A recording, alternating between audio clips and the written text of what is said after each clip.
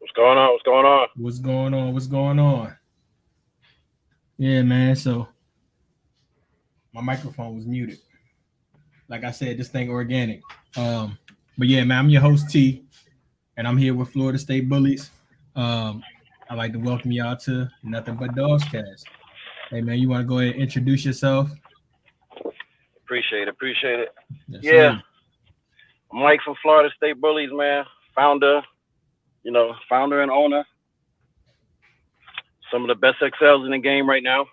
Yeah, You know, trying to make it happen. for sure, for sure. Hey, man, like I said, my microphone was muted, so I got to shout out my sponsor, Gold Club K9 Group. You can visit goldclubk9group.com and use the discount code BDP for 12% off your order. Um, yeah, Mike. So, the show, the name says it all. Uh, we're talking about champions, and that's what you do. You've done a lot of it. You're still doing it, and it's a consistent thing with you. So, let's talk about where you started. Oh man, I started breeding dogs back in New York, back in the early 2000s.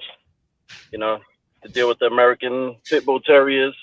The street level pits and stuff like that. Was doing some light breeding. Never took it too serious and stuff like that. But I was always into the quality of the dogs. Yeah, So it's just something that I had an eye for. Had a stepfather that was into the pit bull game back in the days, and I used to get exposure to a lot of things, and I used to see different dogs, and it always stuck with me. Certain things I learned and stuff like that. So I just applied it to what I thought would be a good dog. yeah, definitely. So when did you jump into the bully world? I'll say about close to 10 years ago. I really started doing it serious. I got one dog. I got my foundation dog, my boy Zeus the bully. Um, great dog. He's old school Gotti line. You know, then I Yeah, got stepped up, got my next dog and stuff like that. Started putting money into it, and then you know, not getting out of it what you expect. You're gonna waste a lot more money on in the beginning of a program than you're actually gonna make money. So I try to tell people all the time, don't think you're gonna get into this, and if you're looking to make money right away, because you it's not gonna happen. yeah. So how long would you say it takes you to get out of the red? Oh man, I'll say it can take anywhere up to 5 years to get out of the red. You know what I'm saying? I mean, especially if you have something that's appealing to the public. I mean, Yeah, a lot of people want to load up on a bunch of dogs and stuff like that. Which is cool, but not all of them are gonna turn out to be how you want it, or turn out to be something intricate to your program. yeah. And what do you feel like is the qualities that you look for in your dogs? Oh man, I'm harder on my dogs than the public is.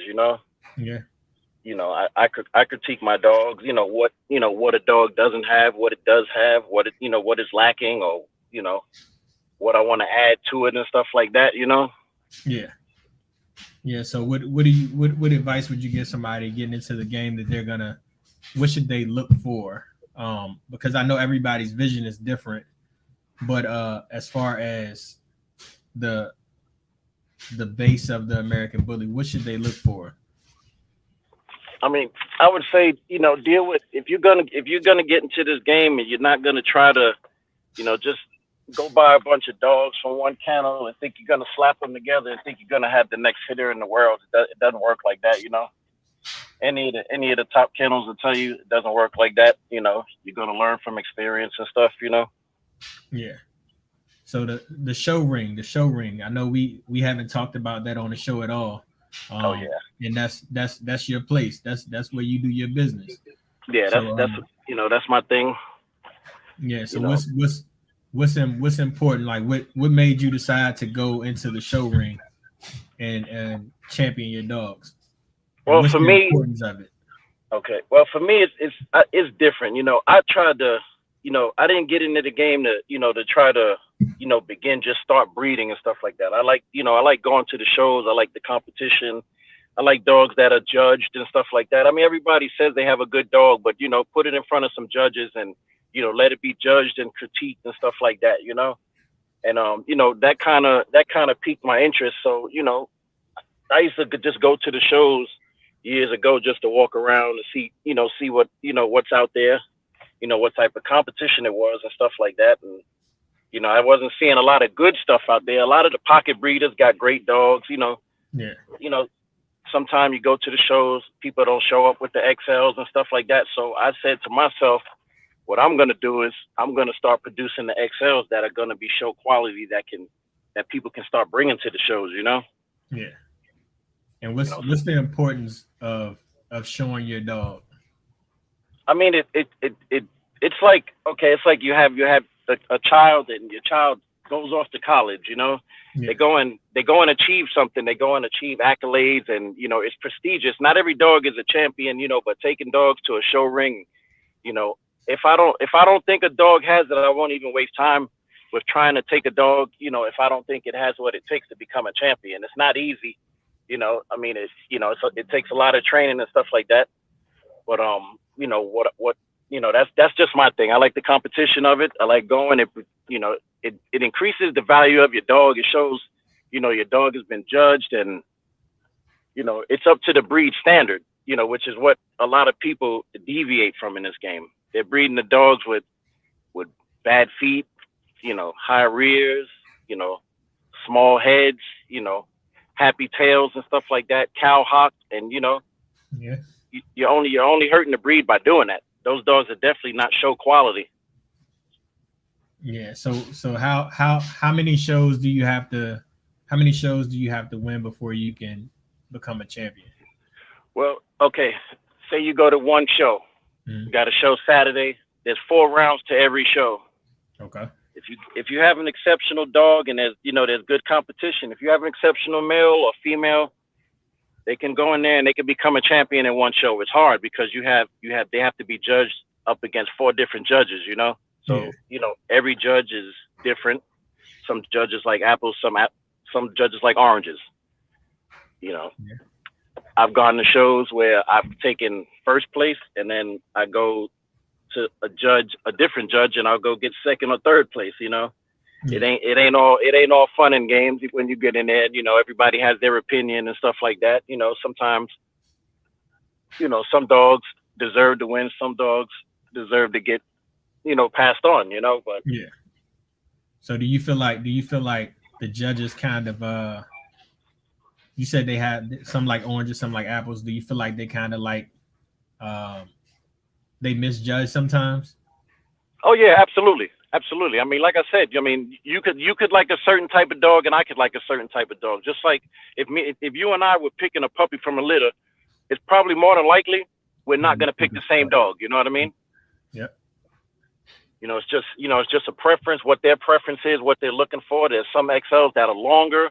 There are some XLs that are short back. I mean, it just depends on what a judge is looking for. I took one of my XLs. He's almost a champion.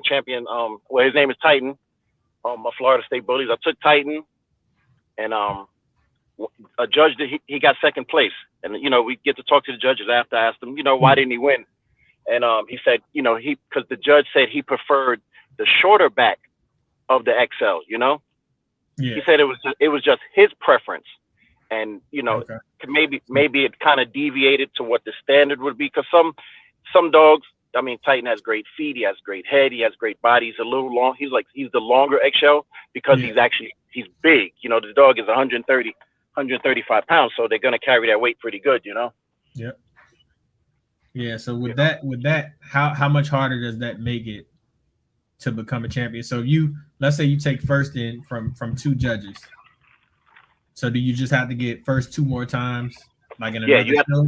you have to get first. You would have to. I mean, if you don't get what you need that first show, then you'll definitely have to go to another show to go pick up 2 more first place wins, and then you'll have to go. You'll have to get best male, and then you'll have to go and get best XL against maybe a female that's there. So that's that. You need competition at the shows, and sometimes you go to these shows and there's no XL show up. So then you travel down the state, spend a bunch of money to go to a show, and no dogs show up. Yeah. And that there you go. That put you more in the red. Yeah, That's yeah, the way exactly. So that people don't understand that. Sometimes it gets expensive. I got an awesome handler. Her name is Sarah Roach. She's based out of Kentucky, and she's awesome with the dogs and stuff like that. You got to find a good handler who you trust. And build a relationship with. Because sometimes you're sending your dogs away to go stay with somebody for a month at a time to get ready prepared for a show. You got to be able to have peace of mind that your dog is safe and sound. definitely, definitely. So what is the so have you ever championed in one show? Any dog? Yeah, yeah, Okay. yeah, yeah. Champion Future. Kane's son just did that. We took him to that show. He was with the handler for about 2 weeks. And from working with him, she thought he was ready. So we made the decision to put him in the show, and he went in there and he did good. He cleaned house. He won every round. He won first place. He won best male, best XL male, and his first place. He got all his majors, and he champed out in that one show. It's not hard to do, but if you have a great dog, that's put together well, and he's something that the judges are looking for, you'll do well. He did good. I'm proud of him. Yeah. And This dog. for everybody that's watching that doesn't know who Future is, this is Future, champion Future. Uh, so as you can see, he's a beast. He was on the flyer for the show, uh, and I'll pull that one up so you can see that. And I think this your handler right here. That's my handler, Sarah Roach, and that's Future's sister. That's the Holy Trinity. She'll be in the show coming up soon. She's almost a champion. She needs 2 more rounds, but we're working on the next level for her as well. Yeah, but that's my handler, Sarah Roach, Kentucky Finest Bullies. She's awesome. You can hit me up or hit her up. It's what the breed is about. If you're not sticking to the standard, then what are you doing?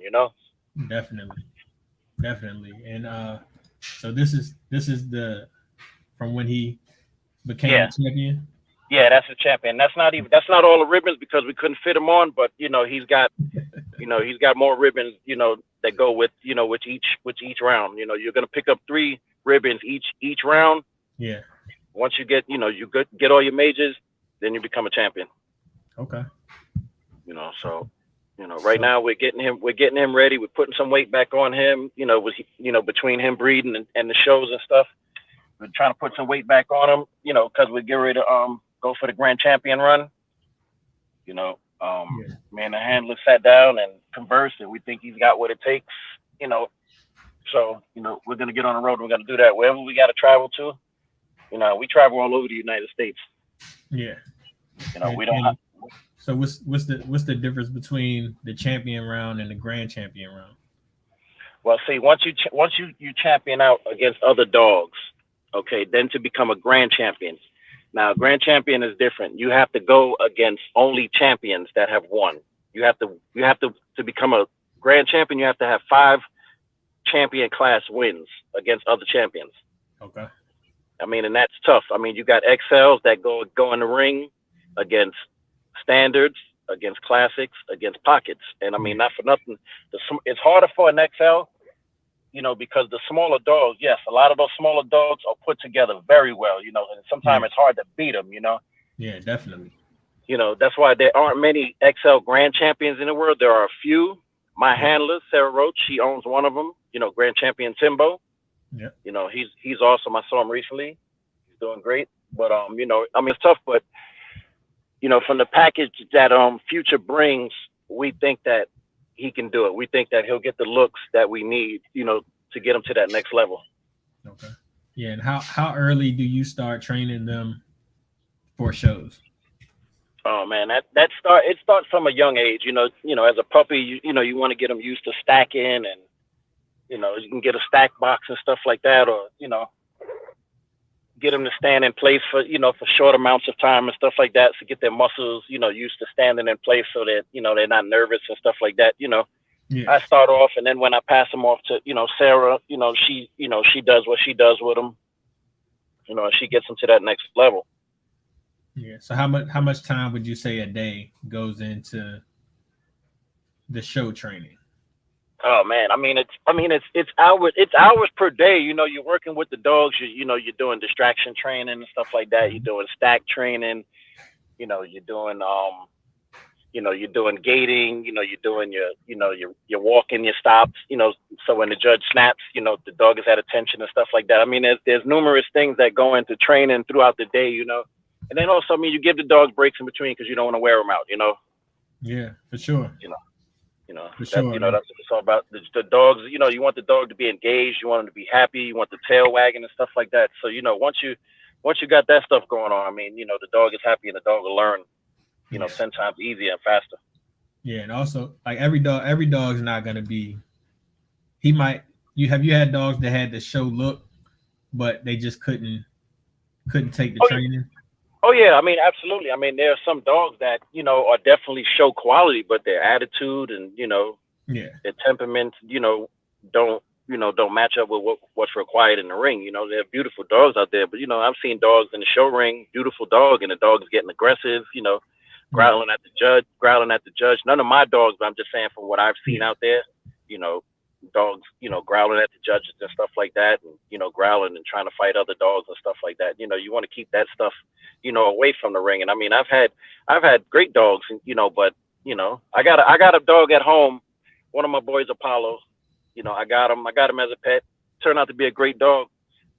But he was, he had a little, attitude problems, so I really didn't take him around other dogs and stuff. But would he have done well in the ring? Absolutely. yeah. You know, But it's just having to deal with the extra around. yeah, Yeah, yeah. Sometimes, you want, but that comes from breeding and stuff like that. yeah, I got him from a breeder who I wasn't really too familiar with and stuff like that. Like I said, early in the game, you're gonna learn and you're gonna make mistakes. yeah. And I think like so. Do you feel like the judges, when they see that aggressive dog before the show, before they get in the show ring, do you feel like that impacts the way they judge them once they're in the show ring, even if they perform well? I mean, it's hard to say. I mean, I'm sure it does. I'm sure it does have some type of impact. Because that judge is gonna have to worry about, well, is that dog gonna come in here and do that, or do I gotta get worried about getting bit by a dog? I mean, the stuff like that happens. You still gotta be wary of these dogs. Yeah, You yeah, can have, yeah. as long as you got. Go Mhm. ahead. No, yeah, I'm saying as long as you got a handler who's handling your dog and is aware of your dog's tendencies and stuff like that, you'll be fine in the ring. Yeah. So does You know. she handle your dogs in the ring, or do you handle them? No, she handles. I've handled my dogs in the ring before if I needed to. Unless she's handling another one of my dogs and she can't handle one. Yeah. But she handles them. 100%. When Okay. we go to the shows, we'll meet in whatever state we got to meet up in. I'll transport the dogs, or I'll have them sent to her ahead of time, and we'll meet up at whatever state it is. We got no problem pulling up to any state. Yeah. You Yeah. know. And I There's see. Yeah, I see a lot of dogs a lot of people to take their dogs to the dog shows, but they won't show them. And I think so. The dogs look nice, but their value really doesn't increase without the champion status. Yeah. I mean, and that's why I do it. You know. Yeah. I mean, let's get the dog, to its fullest potential. Let's show what he can do. Everybody's got great dogs, but me personally, if I'm looking at a pedigree, I'm looking to see what champions are in that pedigree. Because for one, I want something that can replicate or duplicate possibly one of those champions in there somehow. Yeah. So how A many lot of people. when you're looking at dogs, how many champions do you want to see in the pedigree? It's not about how many I want to see. Or It's it's just about one? it's about the quality of the champion and what they've produced. Okay. That right there. I mean, if you got multiple champions running through a pedigree, then more than likely you're gonna come close to duplicating that or close to the breed standard, as opposed to just breeding two dogs. You know, don't really know their pedigree. And You hoping know, for the and best. yeah, exactly. And I, if you don't do your research, then you're not really trying to better the breed. Yeah. I've Yeah. been So doing this for years, and I'm still learning. yeah, for sure.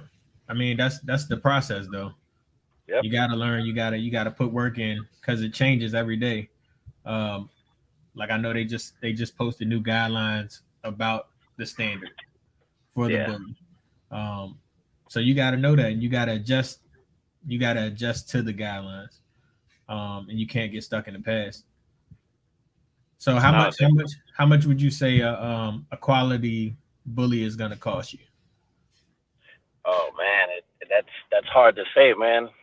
I mean, from starting out, I've spent $500 on a dog, up into thousands on a dog, and Yeah, I've seen you really can't put a dollar value. I mean, some people will pay a high value to get a top pick because that gives them the option to select over another dog, but there's no guarantee just because they picked ahead of the other people that dog is the dog from that litter, like the hitter as people call it. yep, I mean, you honestly, you just never know. It's hard. Some dogs are standouts in litters, and some litters are so consistent where everybody looks the same, and everybody, if they're making picks at 6 weeks, no dog is really outshining the other. Some people will go for, oh, I want the biggest dog, or some people, I want the smallest dog. You know, yeah, it just yeah. depends And on at that point, at 6 weeks, what do you look for? me So if personally. the dogs aren't on your yard, what do you look for when you walk in the room at six If I weeks? Okay, I look at a dog. I want to see all the puppies running around. Whatever choices are available for me. I want to see them running around. I want to see how they interact with the other dogs. I want to see how they interact when there's food around and stuff like that. And I'm Yeah, also looking at them, from a show quality standpoint. How their back hips are, in succession when they're running, stuff like yeah, that. How their front paws are looking. Make sure they don't have weak pasterns, even though they're yeah, not going to be so developed because they're pups. But those are certain things that I look at. I look at a dog's top line. I look at the bite. I look at the teeth. When the dog is running, I try to see if you can see the dog gaining in some way. yeah, I mean, there are an array of things. I'll check the dog's skull to see, to see if the skull cap is wider than normal. okay, You're not gonna be able to tell much, but it's just certain things you learn over the years that what you're looking for, that will make you successful in picking a pup. yeah. So I noticed like you don't. There's a lot of chasing color going on now, uh, and it's color over structure in a lot of cases. Mm. Um, but looking at your dogs, I don't see that. Yeah, no, I don't chase. I like the color, and but I rather a well structured dog over some color. I just happen to have the color on well structured dogs. From the foundation dogs that you know I was given and raised up. To start adding these dogs to my program. Like Future and Titan, Trinity and Cleo, and I got Sasha Fierce. And all of these dogs. They have what I'm looking for. Yeah, yeah. What about Kane? Oh man, Kane was awesome, man. I mean, the dog, he was a great dog. I mean, not for nothing, the blue tribe wasn't a popular color, like the lilac tribe, but Kane made it. Kane, I think he kind of brought it back to be cool, to be blue again. You know what I'm saying? Yeah, I mean, the dog, he really spoke for himself. I mean, he was magnificent. I mean, the dog, I got him at 9.5 months, and then I saw the potential in the dog, and Kane was the third pick from Bossy Kennels, so Kane, yeah, Kane wasn't, out there at 9.5 months. He was promising, and I saw potential, and when I took him onto my program, I knew where I could get him. I mean, and he did great things. yeah. And he produced great things.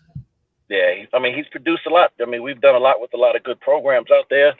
You know, got a lot Yeah, of so Lot of Kane males out there, a lot of Kane females. I mean, I've done some good things with Brian from Hyperactive Bullies. I mean, Mike from One Blood Bullies. I mean, we got some, Jacob from West Texas High Life Bullies. We've done a lot of great things with a lot of good kennels out there.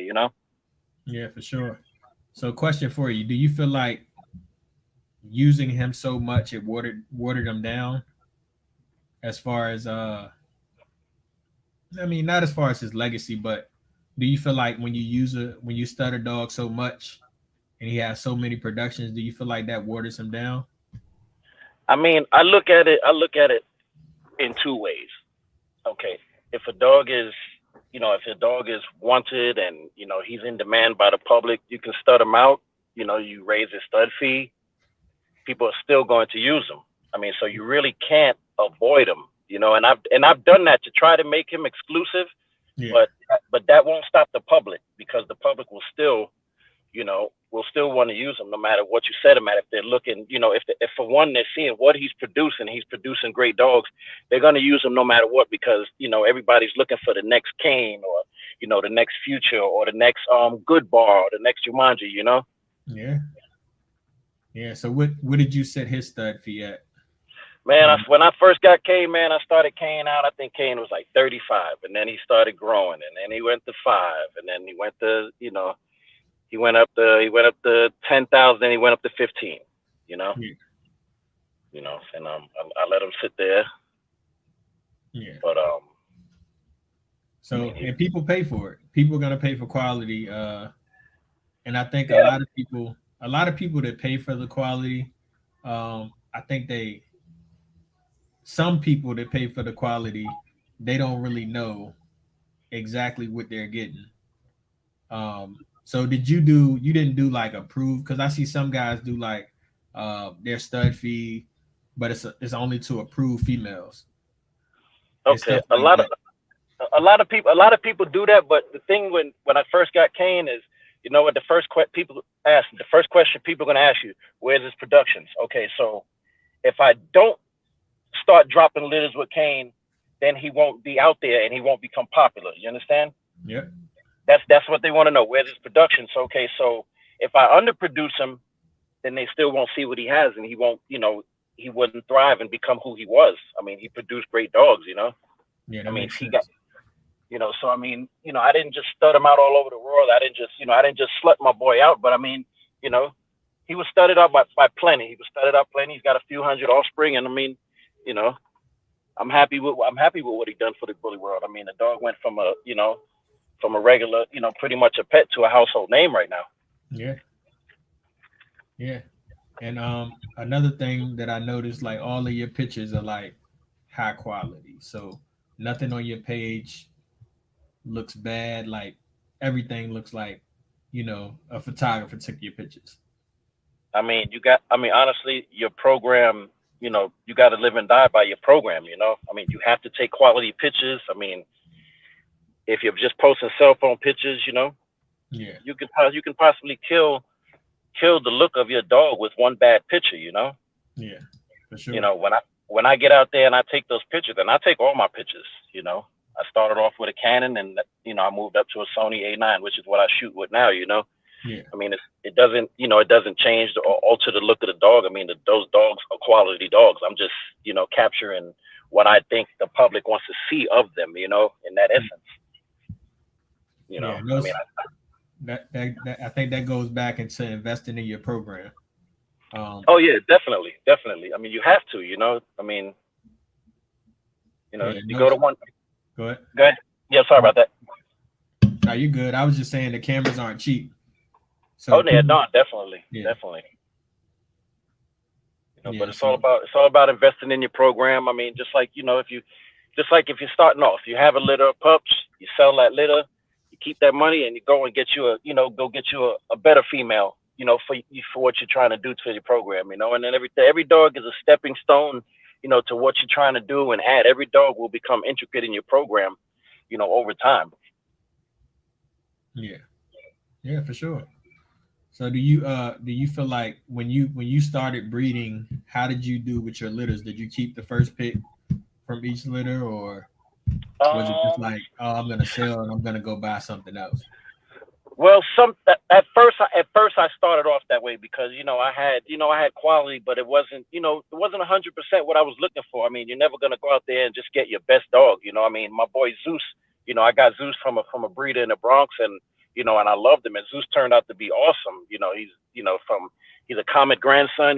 He's a Gray line and Gotti line, bloodline and stuff like that. And the dog is awesome, and he's produced some great dogs for me. And I'm just like, every dog is a stepping stone to what you're trying to do in your program. Yeah.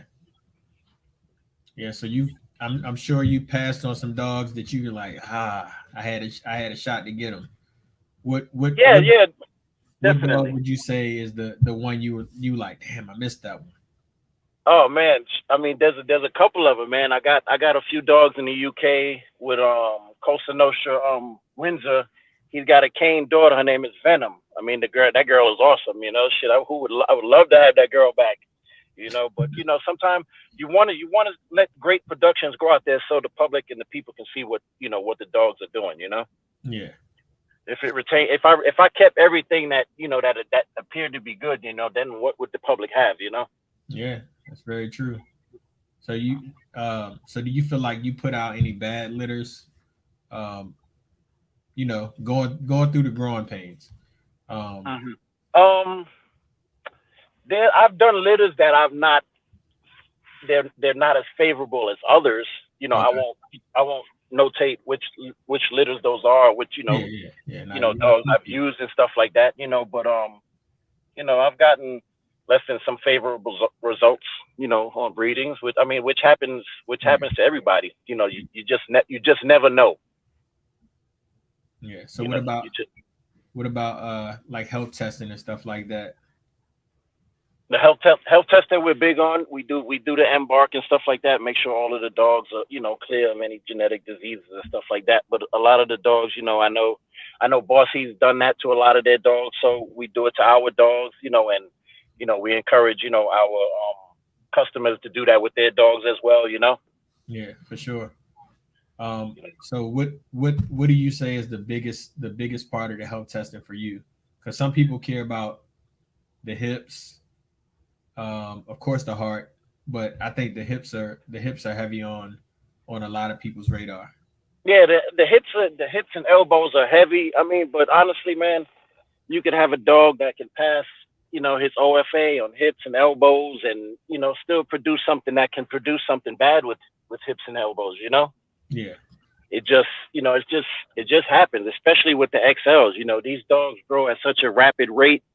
yeah, And the bones and stuff and cartilage don't fuse fast enough at the rate that the dog is growing. You get dogs with blown out elbows. I mean, hip dysplasia. I mean, it's ACLs.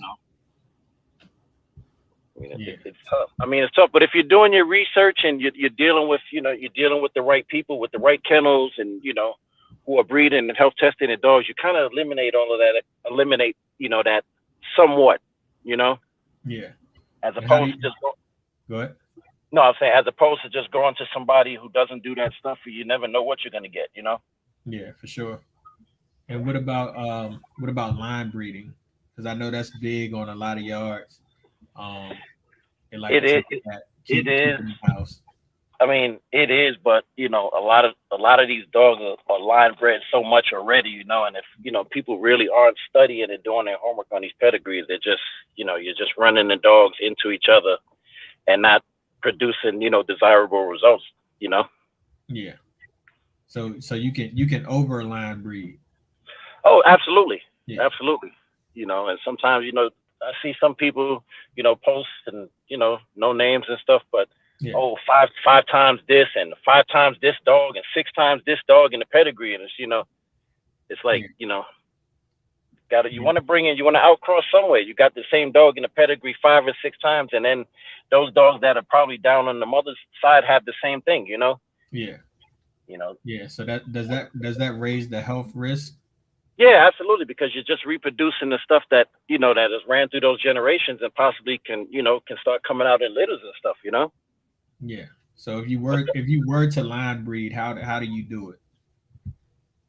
If I was gonna line breed, I would do say okay, say I was gonna do a brother and sister. I Mm. would say if they had the same sire, which is fine, I would just prefer up, different mothers. Yeah. If I were gonna do that, Yeah. And why would you prefer different mothers? I just prefer. I mean, it's gonna be the same either way. I just think the mother adds a little bit more to the dog than what the male does. Okay. So I think adding a different moms and a same sire would doesn't create as much problems as But like I said, it depends. Yeah. These problems can arise. However, they're just there in the genetics and DNA of these dogs. Yeah. So genetically, I've heard people say that the mother carries.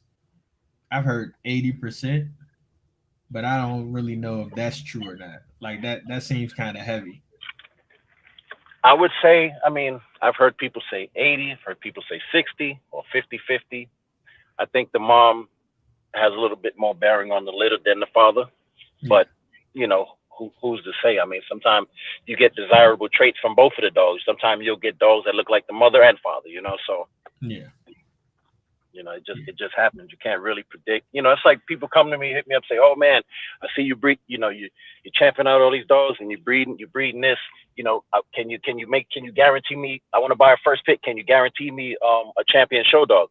I tell them no, because you never know what these dogs are going to turn out to be. You know. Yeah. So I would never tell somebody, yeah, I can guarantee you this with this dog, and it doesn't turn out to be that, and then I look like a fool in the end. You know. Yeah. You Yeah. have to But understand. you can't guarantee it anyway because they gotta be willing to put in the work. Yeah, The dog exactly. with you. You know, if somebody else owned Kane, they probably wouldn't have got him to the level I got him to, or what Future is doing and stuff like that. I put a lot of work into these dogs, you know. Yeah. Like you said, it's hours of training, days. Like it's hard work, and a lot of people when they get into it, they don't understand that you got to get up at 5 o'clock, 4 or 5 o'clock in the morning, Oh man. and start your day. You know, while everybody else is sleeping. Mhm. Yeah, I mean, sometimes, if you're out there doing it yourself, and I mean, if you got a good supporting cast, that's great also. I mean, but you're out there, picking up piss and shit, 4 or 5 in the morning before you got to go to work and stuff like that, and it's just the life of a dog man. Real dog men understand that it's a daily routine. There's nothing fun about it. Yeah, yeah, for sure. So, what would you? So when you go outside of your camp, what do you look for in the people that you deal with? Honestly, man, I haven't gone outside of the camp to too many people other than Bossy, to do Okay. work with them, do stuff like that because Cat is awesome to work with. Like I said, I work with Brian from Hyperactive. I mean, I just like people, who are loyal, about the business, not into the drama and stuff like that. You know, just out there producing good dogs and have visions that are similar to what I have. Yeah, for sure. So, looking at your dog, and this is Kane's daughter Trinity, and this Yes, is sir. you said she's about to be a champion soon. Yeah, she's on her way. She's halfway done, and we have a show coming up soon, and she'll be in a ring. We'll try to finish her off. Yeah, so good feet. So do you feel like as far as the crops, you always do show crops on your Um, yeah, pretty much. Trinity's crop is a little different because somebody else was going to purchase her, but they backed out of it, okay. which I'm happy. you Yeah. know, I'm happy. So, but I preferred between short and show. The crop I like it nice and clean. Like when you go in there for a male, I like it to be a little bit longer. On a male, you want him to have a nice, bully, pronounced head. Like if you look at Kane's, Kane's ears were already cut when I got him. But if you look at Future's ears, his ears are nice and long, but his head complements it. He's got the grapefruits in the cheeks. He's got a pronounced, he's got a great, stop and everything. I mean, it's what the bully head should look like. So Kane, this is Kane for Yeah, everybody that doesn't know. yeah, Yeah. So yeah. That's the champ. yeah. So Florida State Bullies. What made you name your kennel Florida State Bullies? Oh man, like I said, well, actually, man, I'm from New York. Been out in Florida, I'll say maybe 8 years, about 7, 8 years now. And I was gonna partner up with somebody, that I met, out in Florida. He was doing his thing in the dog game, but just wasn't, he wasn't doing it on a consistent level. And we talked about the name and stuff like that. So I just said, you know what, if I'm gonna be a representative and I wanna, produce these XLs, I need to take on something that's gonna be strong. I can't Yeah. just I see a lot of people pick these names and these names aren't, long lasting. Yeah. You want something that's going to be respectable. So, Florida State Bullies, it's, some people, oh, okay, you know, you got websites, you come look at the dogs, we'll show anybody the dogs. I mean, that's why we go to the shows. we ain't afraid to show our dogs. A lot of people are afraid to show their dogs because a lot of the dogs that they have on Instagram and Facebook or wherever they post them don't look like that in person. Yeah, it's a lot of photoshopping and Yeah, editing that goes into the pictures.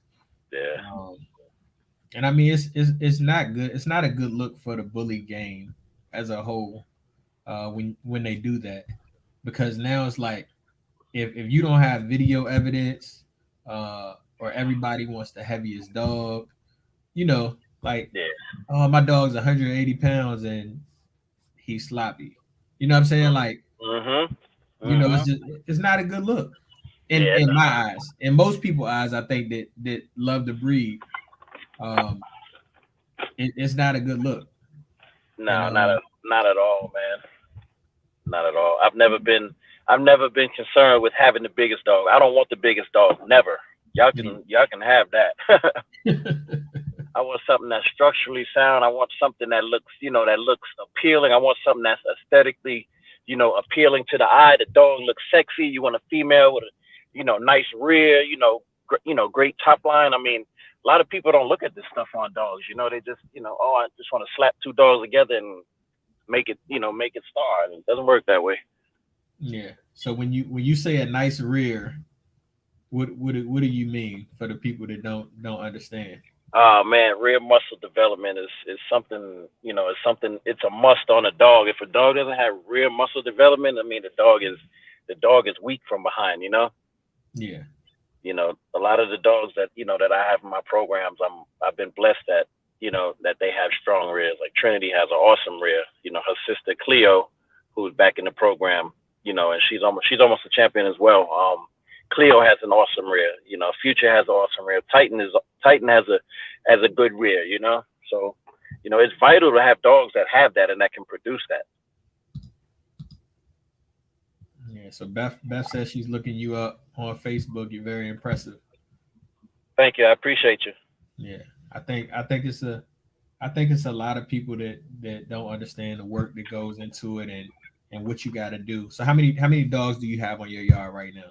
Oh man, I got 12 dogs right now, and I got two litters on the ground.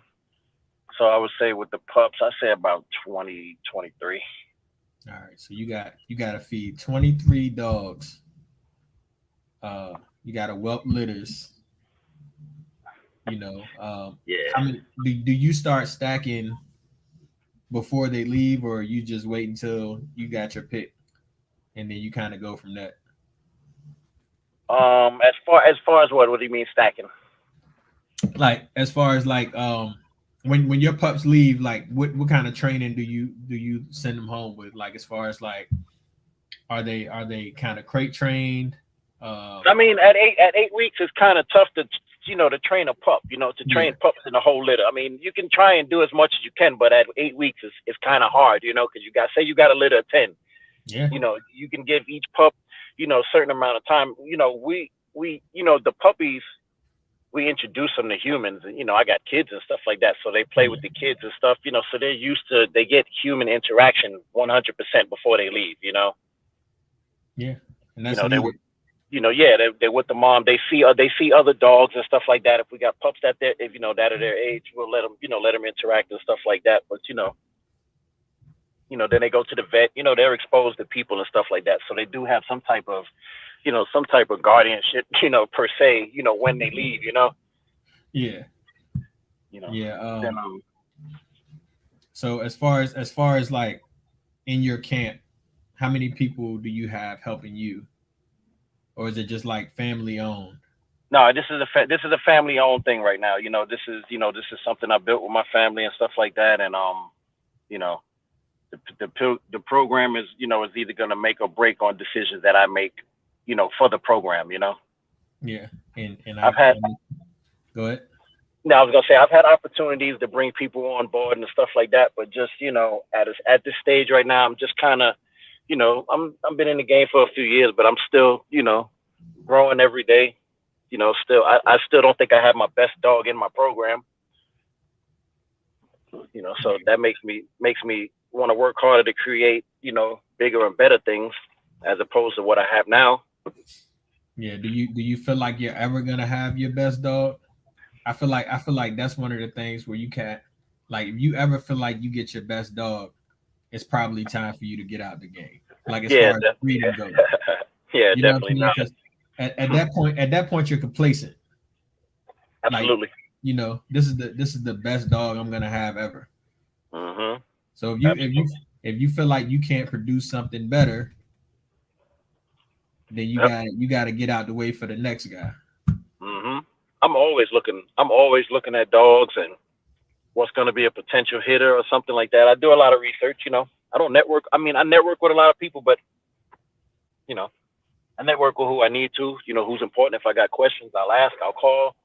What you think about this dog? Go back and forth with different studs or upcoming studs and stuff like that. Listen, there's always another upcoming stud just months away. Yeah, A good stud will have maybe a good 2, 3 year run in the game before somebody else comes and overtakes him. yeah, yeah. So You do know. you think do you think judges get tired of seeing the same dogs win? I mean, well, it all depends. I mean, because once a dog, say a dog champs out in one show, the judges probably won't see him much more often because he doesn't have to go compete Yeah. again if he's not going for grand champion. Okay.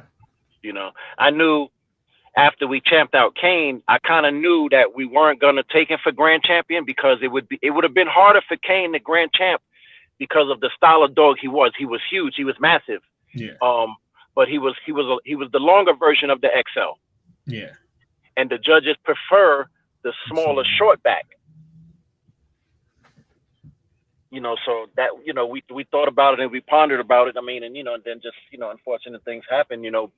But now with Future, he's kind of more of what they would be looking for. So that's why we're gonna go for the grand champion run hard. yeah. And you think he got a good shot? I think he got a shot. Yeah. Yeah. I mean, Yeah. he Nah. looks He's good, man. Like he Nah, looks good. he's put together nice, man. I'm happy with the production. I'm very happy with what I produced. I Yeah. think he has a chance. We're humble whether we do it or whether we get it or not. But I think he has a good chance. His handler thinks he has a good chance, and we're gonna go for it. Yeah. Yeah. You I know. mean, I don't see anything not to like. Yeah, I mean he's tough. I mean he's hard to beat. I mean you got to have a good dog to go against him. And the dog is he's going on 18 months. I mean the dog is so young, to achieve that already. And when he hits 2 years or even two and a half, I kind of have an idea what he's gonna look like when he's finished growing and stuff, which is Yeah. is gonna be super impressive. So and just like him, now that he's a champion, that one question that they're gonna ask about Future is where's his productions. Yeah. It's a cycle all over and over. The same thing with Kane. Where's his productions now? Yeah. So the same thing. A lot of people, Future's picking up steam out there. A lot of people are studying him out, and he's got a few litters on the ground right now. And the pups look promising, but you just don't know yet. Yeah. You don't know. So when would you say you know what a pup is gonna be? Like what age? It's tough, man. I've had dogs look like crap for the first 6, 8 months, and then turn it on when they hit a year. Yeah. Let me tell you something about Future. I thought about selling him when he was younger. Okay, he was, yeah, exactly. I'm exactly. I thought about it. I pondered about it. I was always on the fence with him. When these dogs are young, you know, they don't look like that. And him and his brother Titan were going neck and neck. Titan was just bigger. Titan was the biggest male out the litter, and he just happened to be the biggest now.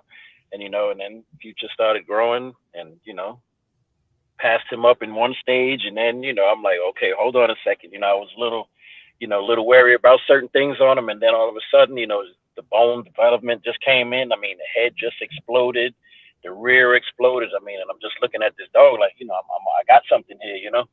Yeah. So you Man. would have been kicking yourself in the ass if you had sold him. Oh man, big, I'd have been sick right now, man. I'd have been sick right now, man. But I Yeah. mean, Yeah, but like you said, I mean, at this point he might not be a champion either. yeah, I mean, somebody else might have him, and can't promote him and market and get the dog out there like I do. So And that'll either make or break a dog. If nobody sees him, he's not going to be known. Yeah, for sure. Yeah, I definitely agree with that. Um, so with your marketing, when you put Future out to the public, how did you go about opening him up? It was just, he kind of, his the way he looked and his pedigree was, kind of intriguing to people. The champion, he's off of Champion Kane, he's off of Champion Vixen. Those dogs, they come from awesome pedigrees. Those, Aussie kennel bred dogs and stuff like that. So one, you got pedigree chasers that'll chase that, and then, to look at the dog, some people. So okay, this is Kane's son. He looks like this. Let me take a chance with him, and they'll drop a deposit on the stud fee when he's a young pup, and now he looks like how he looks now, and it just takes off that way. Yeah, yeah, that's not bad, man. Yeah, I see quality, man. That's all I see on your page. I see champions, and I feel like the name of the episode kind of speaks to your camp. It speaks to you, and where you came from, and where you hit it. you know. So we're talking about champions. That's the name of the episode. Yeah. I felt like it was fitting. Mm-hmm. you Yeah, know. nah, definitely. Yeah. I mean, the dogs speak for themselves, man. Like I said, I'll show up to any ring, go against anybody in the XL world. I mean, just make sure you have some quality, because I'm gonna bring quality. I'm not gonna bring something that's gonna make me look bad. So, and I'm trying to, consistently produce that, and build relationships and network with people. I mean, I got a great fan base in the UK, great fan base in Germany. I mean, France and stuff like that. I communicate with a lot of people. You know, For you know, sure. we're doing some good things out there. Yeah, for sure. So we looking here. We got Florida State Bullies. 37,000 followers. How did you get there? Man, let me tell you something. I started off with one dog to where I'm at now. I've been on Instagram maybe 8, 9 years. I've grinded every single day to get where I'm at now. For every follower, for every like and stuff like that, I appreciate everybody. We don't take nothing for granted over here. Yeah, man. It's a struggle. We could have jumped in the game and went and go bought a bunch of fake followers and that are not organic like a lot of other kennels have. But I rather grind for mine. I come from New York. I'm from the Bronx. I grinded my whole life, and I've continued to do it now with the dogs. Yeah, for sure. Yeah, man. Well, that's about it for our show. Do you got anything you want to say to the good people that are watching? Nah, I appreciate everybody, man. I appreciate the opportunity. Yeah, For let me speak about the dogs and stuff like that. Just to bring awareness to the bully community. It's not as united as I would like it, but I mean, you can't, you ain't gonna make everybody happy. yeah, man. Hey, man, we working on it, man. Absolutely. I'm gonna keep the ball rolling. Hopefully, once this COVID thing comes out, settles down, I'm gonna try to take the show on the road. Okay. Do some visits that way, and hit some shows, and you know, Yeah, that'll be good, man. kind of go However, live and make it pop that way. however we can help you in your journey, we will. Whatever Sure. you need from us, and we'll talk behind the scenes and stuff like that, and get you some Florida State Bullies merchandise and stuff, so you can have, just to Absolutely. represent what we're doing, cross promoting and stuff like that. That's what it's all about. Yeah, man, I definitely appreciate it. I appreciate you. I know you're on the road right now, so safe travels. And much success coming in the future, as I can see. And I'm Oh sure. man, stay tuned, brother. We got some things coming soon. Yeah, man. So Stay I tuned. appreciate you. Nothing but Dogs Cast. Mike with Florida State Bullies. We talking about champions, episode 6, closer.